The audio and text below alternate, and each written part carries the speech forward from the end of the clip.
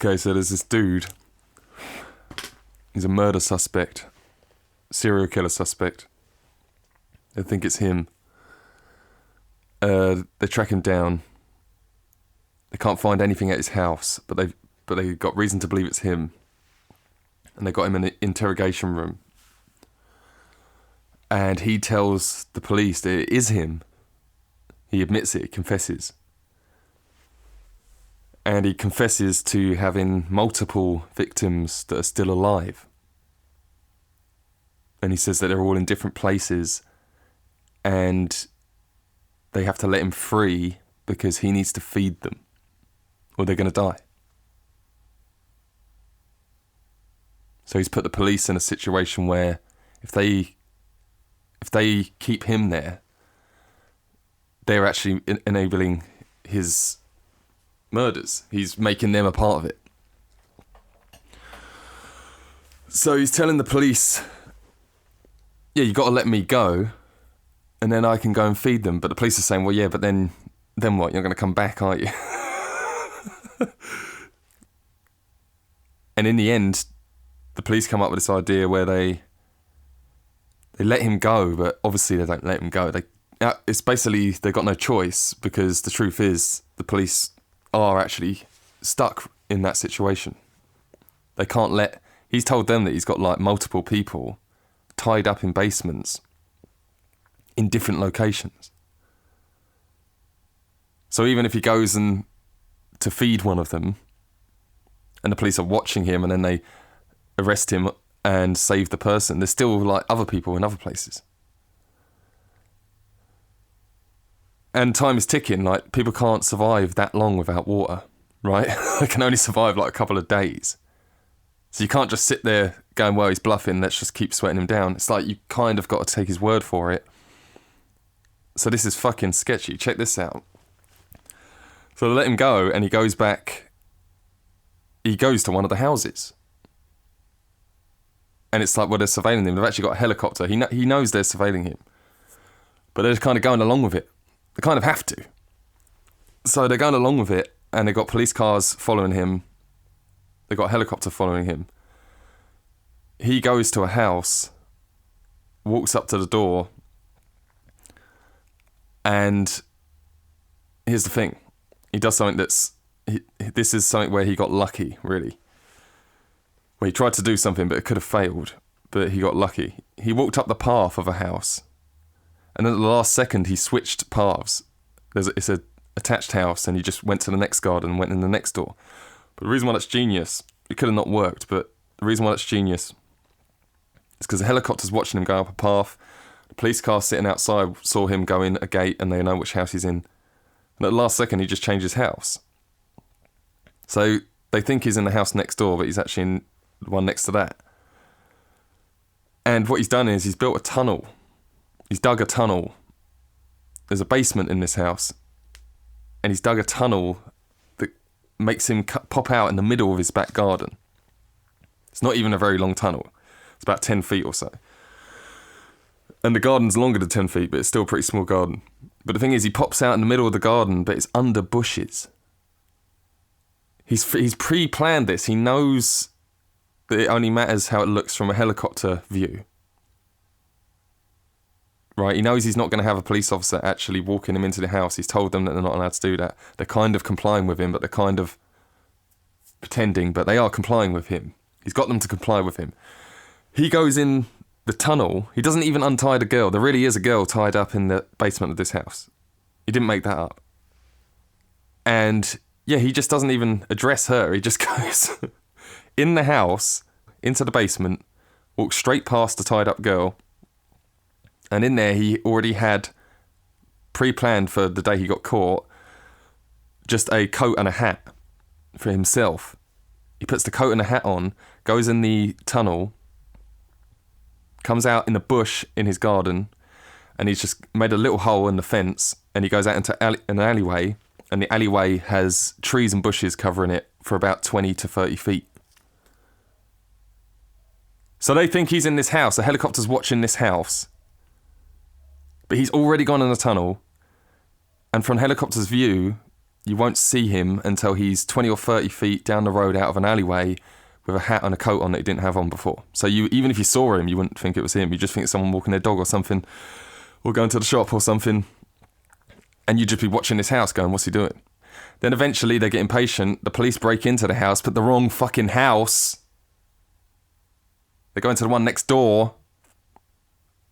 There's no one in that house has a basement too, but there's no one in it. And they're freaking out. Someone figures out that he went into one next door, and they go down and they save the girl. But he said there was loads more. He might have been lying. Might have all been a ploy to get him out of it, and he only had the one girl, and she's been saved. But the point is, fucked up serial killer is on the loose, totally on the loose. He got away with it. Now, there's people that have already died at the hands of this man. The police actually had him in custody and said, and he confessed and said it was him. Oh, but you got to let me go because I need to feed these people, and if you don't let me go, then you're murderers. It's almost like he got caught on purpose just so he could make fools out of them. It's like going around killing people is just like boring after a while. If you keep getting away with it, and literally no one's going to find out it's you and no one's coming after you, I swear they end up trying to get caught. Well, not trying to get caught, but trying to let everyone know what's going on. And then they end up getting caught because they just get too leery. But this guy is obviously just getting bored and going, yeah, come and get me. Yeah, you got me, but you still can't get me. It's just this massive like power trip mentality. The scary thing about this story, how that guy... Well, the thing that makes that not so scary is the fact that I just made the whole thing up. I just completely made it up. But what is scary about that story is that stranger things have happened. You know that there's worse people than that. And you know that there's smarter people than that. And you know that they're actually not just some fuck up on the loose that's hopefully going to get caught. You know that some people that think like that are actually in power. Now, if you think that I'm fucked up for thinking up something like that, I'm like, well, yeah, but you just proved my point. I'm just some guy and I'm not even that smart and I can think that up. It's just the amount of deceit and it's not a lack of moral. It's not someone who's like, oh, I don't really care about other people. It's like, no, someone who's actively immoral. Like someone who's trying to do the worst things they can do because they get some sort of pleasure out of it. Those people exist. And they're not always just some fucknut that went nuts. It's not always just some... Ted Bundy was, through the eyes of people that knew him, was a normal guy. They liked him. People thought he was, like, charming and charismatic and stuff. Jeffrey Dahmer was, like, the quiet guy in the corner that no one even noticed. So you could have been around him and not even noticed him. It's not like they have a big sign on their head saying, freak alert, freak alert. This guy wants to chop your fucking head open and play with your brain. No, you don't know that just by looking at him. Charles Manson was like, hey, look at me, but he built his own little like group in the middle of nowhere. So even though he's going, hey, look at me, he's only doing it to a niche little weird group of cult people. So there's not really like a face to this type of person. And, when it's a fucknut like Charles Manson or Ted Bundy or Jeffrey Dahmer, you're actually lucky that they're just some fucknut on the loose and the police are after them and they catch them and put them away. But what about when someone's screws come loose and they're not just some dipshit walking around in society, they're someone that's in power and their screws come loose? Do you have any idea how dangerous that is? I remember like a few years ago, I watched this presentation talk thing that these guys were doing about quantum computers. I can't remember the title of the video, I have to find it. It's like an audience of people and these scientist dudes come out that talk about quantum computers and how far they've got along with it and where they think they're going to go with it, but how much of it is unknown still to them. They're creating this shit and they're going, oh yeah, we're not really creating something, we're kind of like tapping into something. Or maybe we're creating something, we don't really know, because we're starting to think that the thing that we live in is actually created by someone and it's kind of a projection, some sort of They're talking about like the Matrix. They're actually serious. They're talking about it and they're going, well, we don't know what we live in, but we're creating this thing that we could live in, and it's basically the Matrix. It's like, yeah, maybe you could make that, but should you make that? And they're like, yeah, we're getting along with it. We don't really know what we're doing though. It's like, oh, nice one. I mean, you're obviously way smarter than everyone else, and that's awesome. And you can make crazy shit. But there's a million other crazy things you could make that aren't, oh yeah, let's create a new universe and totally fuck with this universe. Because you can't just create a new universe unless you can create it outside of this universe. You can't create a new universe inside this universe without affecting this universe. No, I'm not a top scientist, but I know that. So it's like, you know, it's like when you watch Back to the Future and you're like, yeah, amazing, he's made a time machine. It's like, yeah, but should you actually go back? You figured out how to do it. Awesome. But you don't have a clue what you're doing, so you're going to go back there and fuck everything up, aren't you? And yeah, that's just a movie, but I'm just saying, when they create, like, when they had that thing where they smash the atoms into each other, what was it? They have this big thing where they make a big fucking circular thing that smashes atoms into each other and makes a black hole or something. I'm like, oh yeah, can you do that? Should you do that? Oh wow, you can make a black hole, you figured it out. Yeah, don't do that. Fucking hell. Yeah, and the AI thing is just not funny, is it? It's something that we've always talked about since like the 90s as a futuristic thing. But it's getting less and less in the future and more the present. It's just not really... People sort of roll their eyes when they hear about that stuff because it's like, you've heard it so many times. But you've heard it as this sort of futuristic fantasy, this futuristic nightmare maybe. But the reason why you've heard it so many times is because it's getting close, it's real. People roll their eyes like, oh, this bullshit, you really think that? Yeah, I do really think that. I really think that computer technology can go too far. You don't? And do you think it is? I was going to say, do you think it will in the near future? But really, do you think it is already? And they're talking about it going further. And they're talking about, yeah, let's have a virtual reality where you actually live in it. I've got to find this thing that I found where it's like, this is already years ago and they're talking about what they're doing. And I'm like, what the fuck? So you're sitting there playing Xbox and PlayStation and you're talking about graphics all day and you know, you think this is computer world. The shit that they're making is unreal. And I know it sounds exciting and stuff because you want to see it and you want to know that it works and you want to know that it's real. But once you get past that, it's like, what are you doing to the world though? Where are we going from there? Because once you start making a new world, what happens to the old world? You can't just ditch the old world. The old world supports your new world. You know, it's like you're building a house on the ground. It's like, yeah, let's get rid of the ground. We've got houses now. It's like, no, you need the ground to have the houses on it.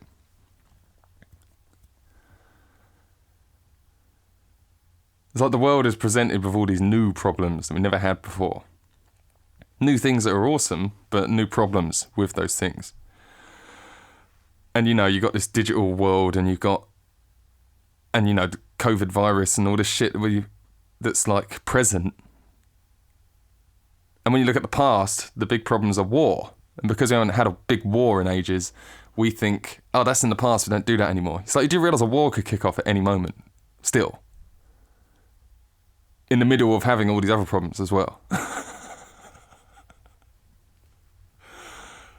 And it's like, also there could be new types of war that we've never had before because of all the new technology and shit. So that's why you get caught off guard.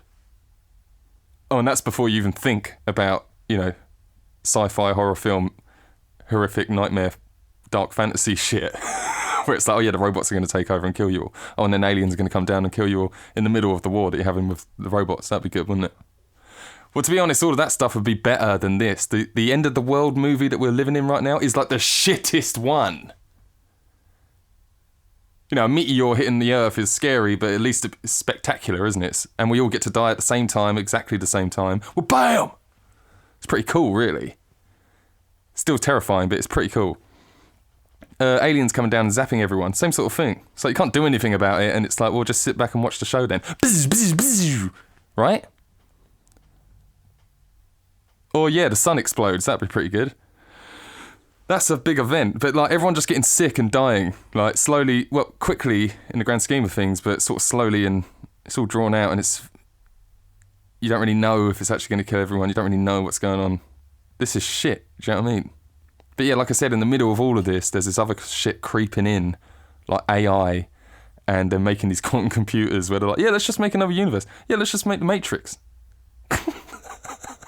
They don't ask anyone for their approval. They don't want to know what the public think about this. They're like, yeah, we nearly finished making it. It's like, oh, right. Because you do realise if you asked everyone if you should even start making that shit, I don't really think you'd get the vote. Oh, you knew that. That's why you just made it anyway. Now, I have the self-awareness to know how I sound. I know I sound like Sarah Connor from Terminator 2. But that's not to do with me, I'm telling you. It's because the world is starting to look like Terminator 2 Warzone. It's on the fucking horizon. And I'm only laughing because it's all you can do. It's not funny. It's not funny at all. In fact, Terminator 2 isn't even as hellish as this is going to be. They missed out the whole part with the virus and the vaccines and the fucking... Look, vaccines and death and all of that is not even really the main issue. The main issue is if you consider the idea of people in power wanting to kill off the majority of the population, it's like, okay, before you even think about whether you think that's realistic or not, straight away I think about why would they want to do that and what's their plan for afterwards. And I genuinely think that people that think about this kind of thing, they might think about it, but they don't actually think past that point. They don't think what happens after. What happens with the survivors? You see, it doesn't actually matter if you think the vaccine is a good idea or a bad idea. It doesn't actually matter if you think the vaccine is necessary. It doesn't matter if you think science is this or science is that. It doesn't matter if you think that the virus is real or the virus isn't real.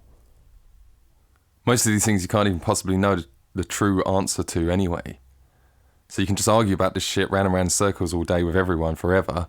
And the whole time you're doing that, you're missing the point that we can all see, really, if you actually just stop for a minute and just stop arguing and go, oh yeah, there's quite obviously a massive power grab here. There's quite obviously an opportunity to take way more control than ever before, than usual, because COVID. Because COVID is the excuse for everything, and they've just started asking you to do more and more ridiculous things because COVID. And if you argue with it, it's like, well, you don't care about virus, you don't care about people dying, you don't care about stuff. You don't want to be that guy, so you're like, oh, I'll go along with it. But everyone has their own different cut-off point where they go, hang on a minute, this is ridiculous. But some people, not at all. Some people just go forever, oh, is this the right thing to do? Oh, am I doing the right thing? Should I wear 5 masks? It's like, if you're going along with that, I'm telling you, you're being tested to see what you'll go along with. Even if the virus is really deadly and all of it was legit from square one, everything they said was true, which I don't believe. I believe it's been lies from the start. But, like I said, it doesn't matter what you believe. It's like, even if you believe that everything they've said from day one is true, do you not see that they're also taking advantage of the fact that, oh, now that we've got everyone scared of a virus, we can probably get them to go along with anything. And they're testing that by going, well, tell them to do some really silly shit that doesn't make any sense. And see if they do that. You might think it's only silly. People shouldn't make such a big deal out of it. But it is a big deal. It's global. It's not just something that's happening in one town somewhere. It's global. It's a big deal. It's the biggest deal of our lifetime. It's the biggest deal in history, probably, what's going on right now. It's fucking insane. People are actually legitimately talking about the end of the world, not just weird people on some website. I'm talking about our world leaders are talking about the end of the world. That's real. But that serial killer that I made up, but there's worse people that have existed, right? That serial killer that I made up, he said that there's loads of other victims. Was there really? Or was it all just, it's just like, well, you can't trust this person with anything. And once you figure out there's fuckery afoot, you need to identify the fuckers, the fuckerers, right? And I think they're sitting there right in front of your face. I think they're on TV telling you what's what. And when they say, once you get the vaccine, you're not allowed out, and you still got social distance and you still got to wear masks, they are telling you the vaccine doesn't work. But if you go, are you saying the vaccine doesn't work? They go, oh, no, it works. but you're still not allowed out. It's like, no, they're telling you the truth with their lies. You just got to listen properly. The people who are in charge of your life in 2021, like if you think back to sort of like the 80s, try and get like a picture in your mind of people that run the world. It's in like this low lit room sitting around a circular table, or it's in like they're having a meeting in the tallest building where they look out the window and they just look down at the city and they're in charge of everything. And it's like, that's nothing. In 2021, they can literally go up in a spaceship and just look down at planet Earth and go, what are we going to do about this place? And you think that sounds like a sci-fi horror film. And it's like, well, yeah, if it was the 1980s and we were watching a film with that in it, I would say, yeah, maybe that's far-fetched. But you can literally go on YouTube now in 2021 and just type in like space shuttle. And you can just watch people like floating around in a space shuttle. Yeah, this is how I wash my hair. It's like this weird gel in a little sachet because you can't have water. Because everything floats. Everything floats in space. They all float down here, Georgie. Is it Georgie at the beginning? Or is Georgie in the shower? Can't remember. My favourite bit in the original It, the TV series, which is just a really long film. My favourite bit from Tim Curry, his performance in that, is actually the bit where he's a werewolf, but then he turns into Pennywise the Clown again. And he goes like, he says he's going to teach him how to float. He doesn't just say they all float down here, wherever it is. He says, he goes, I'm going to teach you how to float. They all float down here. He's so over the top with the they all. I'm going to teach you how to float. He's like, they all float down here. By the way, Pennywise the Clown, It, is exactly what we're dealing with when it comes to evil.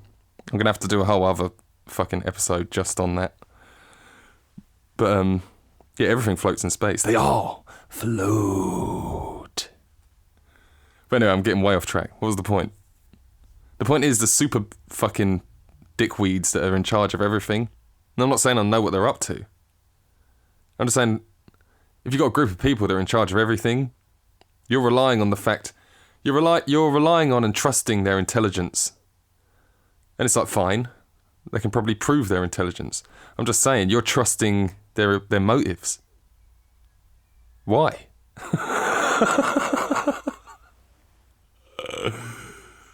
You only need like one bad actor in the whole group and it's fucked. And you know that it's probably just 100% bad actors. Because how the fuck do they get to the top like that? And how come so many people disagree with them and they can just sort of stomp them out? Oh, because science. I mean, that's the deal, isn't it? It's like, this is too important to be wrong about. So we need to make sure only the right information gets out. And it turns out the information that gets out is always wrong. So why do they get to make the decision on this? If you're saying we're the right information and we're just here to stop wrong information, after you've been wrong a couple of times and the people that you said were wrong have been right a couple of times, I think the jig is up. And it's happened more than a couple of times. The point is the super fucking giant dickweeds that run the whole world. The problem with it is you've got these tyrants that are just sit in the shadows and just move everything around with like money and influence and stuff. And these are what you would call bad guys, supervillains basically. But then you've got scientists and doctors which are just there to help people, and they just want to use the most modern technology and the most modern resources to do studies and shit to help everyone. But if those people that are in super duper power are acting in cahoots with the scientists and doctors and vice versa, we're all in big trouble. Because the people that just want to tell you what to do, but they can't just outright tell you what to do because you'll tell them to fuck off, what they can do is get someone in a lab coat to say you have to do this or you're going to die.